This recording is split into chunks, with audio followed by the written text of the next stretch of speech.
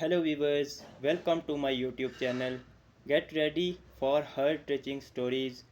Don't forget to subscribe and let's begin.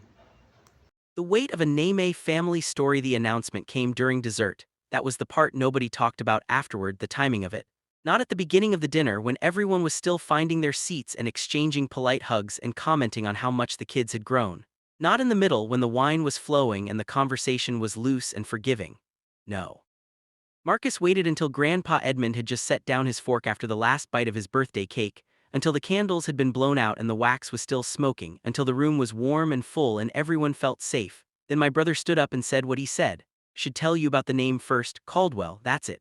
5 syllables of family history pressed into two.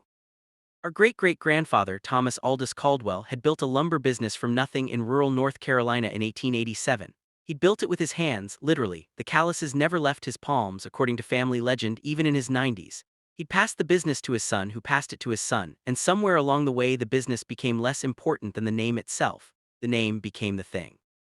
Grandpa Edmund was the last of them who'd actually worked the lumber yards. He was 82 years old, broad-shouldered even now, with hands that still looked like they could split a log. He diversified the business in the 1970s, sold most of it off wisely in the 1990s, and now lived quietly on a property outside Asheville with his garden and his dogs and his memories. He didn't talk about money, he talked about character. Name doesn't make you anything, he used to tell us when we were children, Marcus and me sitting at his feet while he shelled butter beans on the porch. You make the name, you understand, every generation either adds to it or takes from it. That's the only inheritance that matters. Marcus had taken that lesson and twisted it into something unrecognizable. My name is Daniel Caldwell. I'm 34 years old. I teach high school history in Greensboro. I make $52,000 a year, drive a 2018 Honda Civic with a cracked dashboard, and live in a 2-bedroom apartment where one bedroom is full of the books I keep meaning to organize. I'm not impressive by any metric that the world uses to measure impressiveness. Marcus is 38. He runs a commercial real estate firm in Charlotte that our father helped him capitalize. He drives a car whose name I can't pronounce. He belongs to a golf club. He has opinions about wine in the aggressive way that people have opinions about wine when they've recently learned about wine. He has 2 children who are enrolled in private school and a wife named Bethany who calls everyone hun in a way that somehow manages to feel like an insult. We are brothers. We have never been close.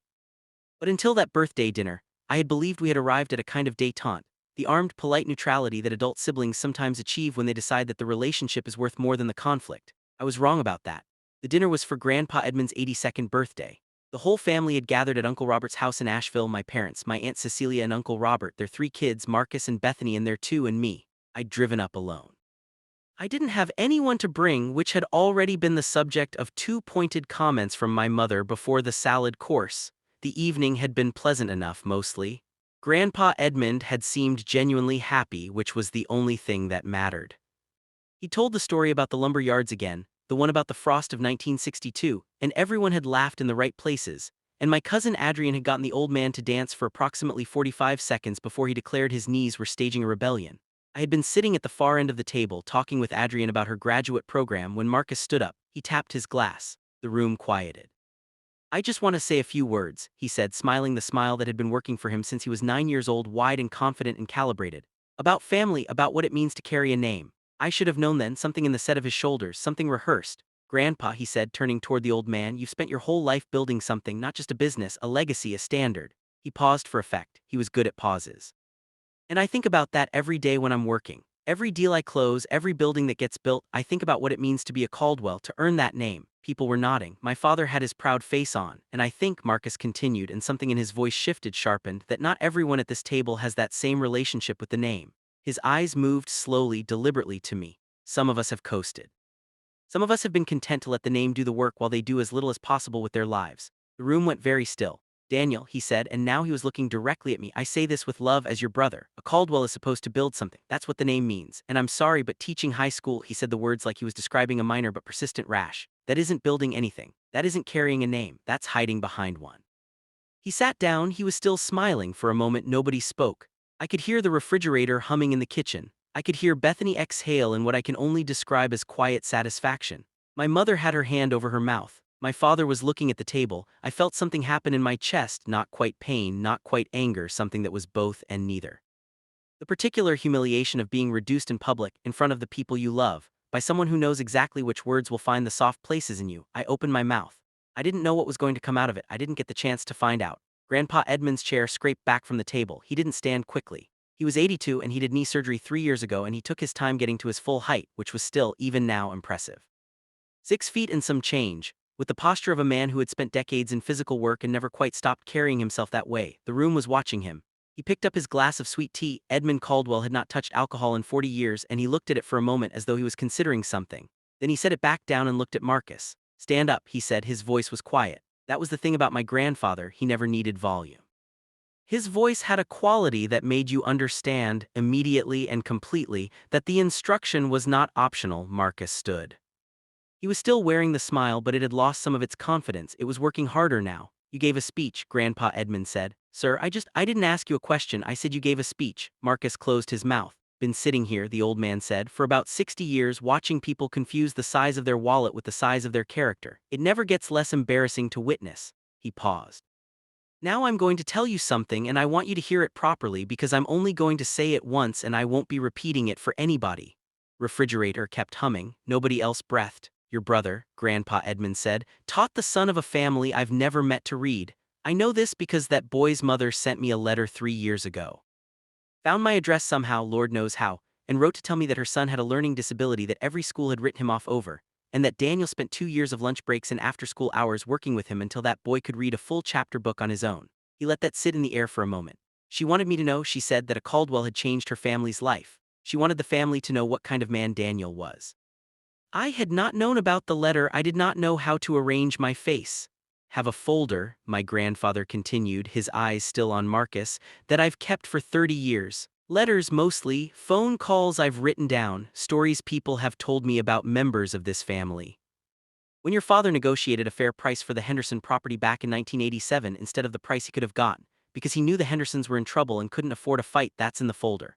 When your Aunt Cecilia drove 4 hours every week for a year to sit with a dying woman she barely knew because the woman had no family, that's in it." He paused. "You want to know what's not in it?" Marcus said. "Nothing."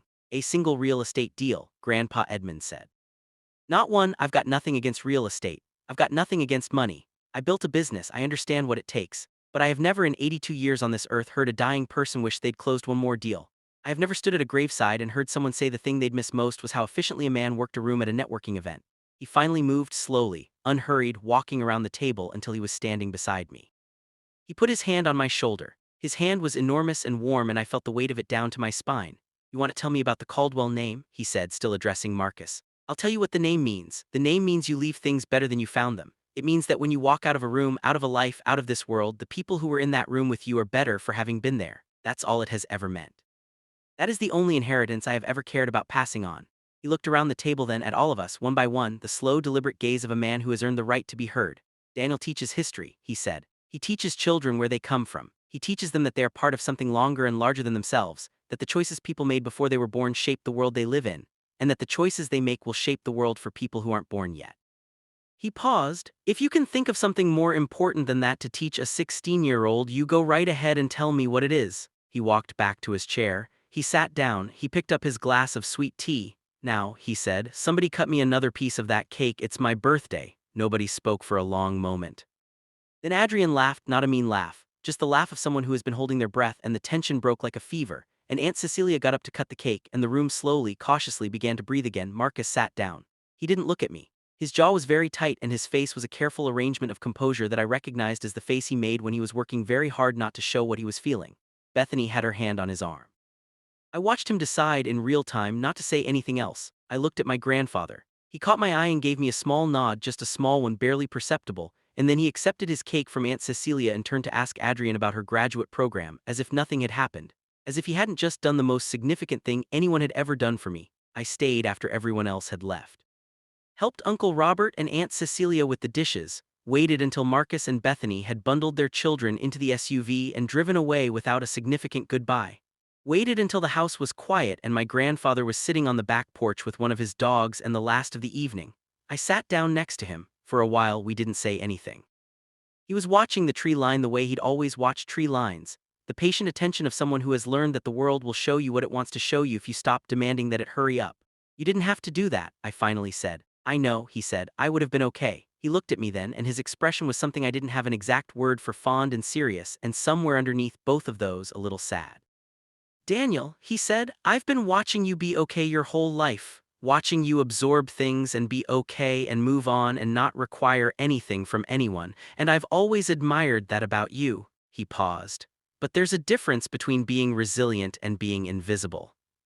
And I am 82 years old and I don't have endless birthday dinners left, and I'll be damned if I'm going to sit at one of them and watch my grandson be made invisible by someone who has confused his bank account for his soul. I didn't say anything. There wasn't anything to say. That letter is real, he said. The mother of that boy, I have it in my desk. I want you to know that. I didn't know you had it. I know you didn't. He scratched the dog behind the ears. That's rather the point. We sat there a while longer, the two of us, while the dark came in around the trees and the first stars found themselves in the sky. The dog shifted inside. My grandfather hummed something I didn't recognize, low and absent, the way he'd always hummed when he was thinking. Grandpa, I said eventually. What happens to the name when you're gone? I mean, what happens to it? He was quiet for a long moment. Same thing that happens to every name, he said. It becomes what the people carrying it make it.